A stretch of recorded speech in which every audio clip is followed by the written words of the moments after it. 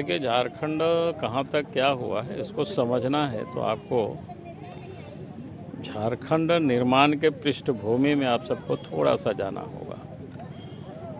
तो झारखंड अलग राज्य की मांग के पीछे का एक कारण तो ये था कि झारखंड क्षेत्र के नेताओं का या लोगों का बिहार सरकार में पर्याप्त प्रतिनिधित्व नहीं होता था।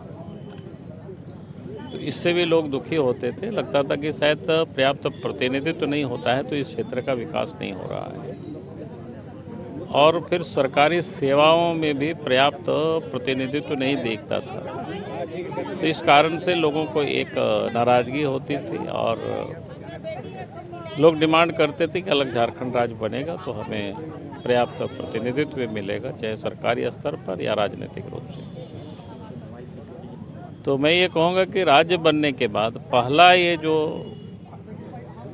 लोगों की डिमांड थी या जिसको लेकर के लोग अलग राज्य के आंदोलन चला रहे थे, तो अलग राज्य बना तो स्वाभाविक है सत्ता में पर्याप्त अब झारखंड के लोग ही मुख्यमंत्री है, मंत्री है। अब सरकारी सेवाओं में भी, सरकारी दफ्तरों में अब झारखंड के ही आप लोग दिखाई पड़ रहे हैं आप। तो इतना तो हुआ। उसके बाद जो दूसरा जो होता है, जो विकास के लिए जो जरूरी होती है, एक तो होता है कानून व्यवस्था ठीक हो। तो बिहार से जब झारखंड अलग हुआ था या बिहार एक साथ था, उस समय आप सबको ध्यान में होगा झारखंड के सुदूर गांव या जंगलों में या छोटे छोटे कस्बों भी हम कह सकते हैं, एक तरफ उग्रवादियों की समानांतर सरकार चलती थी और दूसरी तरफ कानून व्यवस्था बिल्कुल बद से बदतर था। हम सब लोग इस बात को अनुभव किए हुए। पहले आप देखे होंगे कि रात में शायद ये बिशनगढ़ से गौमिया की तरफ गाड़ियां नहीं चलती होगी, गिरिडीह से धनबाद, गिरिडीह से पेटान, ये रात में नहीं चलते थे। रांची से चतरा, हजारीबाग से चतरा, पलामू या गुमला, लोहरदगा। तो एक प्रकार से शाम होते ही सन्नाटा हो जाता था, कर्फ्यू लग जाता था। और जब कभी भी कोई एक उग्रवादी ने घोषणा कर दिया कि झारखंड बंद का, तो गाड़ियां चलना बंद हो जाती थी, कोई हिम्मत नहीं करता था। यहाँ तक कि हमें याद है कि 1999 तक या उससे बाद में भी काफ़ी जगहों पर रहा, चुनाव की लोग घोषणा कर देता था कि चुनाव बहिष्कार, यानी ग्रामीण अंचलों में खास करके जंगल के क्षेत्रों में पोलिंग भी नहीं होता था। तो ये आतंक का माहौल था, अपराध बेहताश था। रांची वगैरह में या धनबाद वगैरह में कोई भी अच्छी गाड़ियां लोग नहीं खरीदते थे उस समय।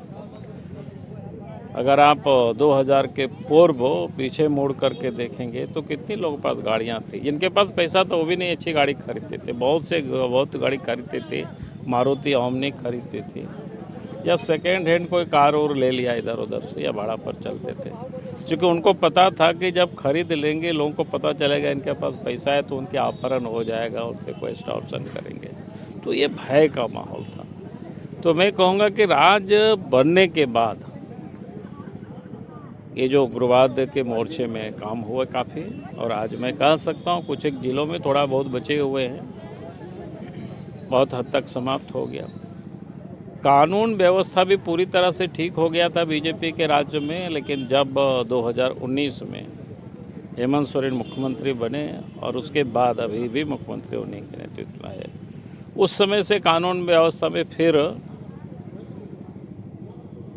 बिगड़ने लगा। आज मैं कह सकता हूं कि बिल्कुल अपराधी बेखौफ होकर के अपराध कर रहे हैं और कानून व्यवस्था बिल्कुल बिगड़ा हुआ है। करप्शन बेहताश बढ़ा है और डेवलपमेंट का काम मैं कहूँगा कि बीजेपी की सरकार थी तो सड़कें भी बनी, गांव तक या घरों तक बिजली भी पहुंच गया, नदी नाला में पुल पुलिया भी बनने लग गया। लेकिन पिछले 6 वर्षों से अगर आप देखें तो सब कुछ ठप पड़ गया, अब कोई काम नहीं हो रहा है।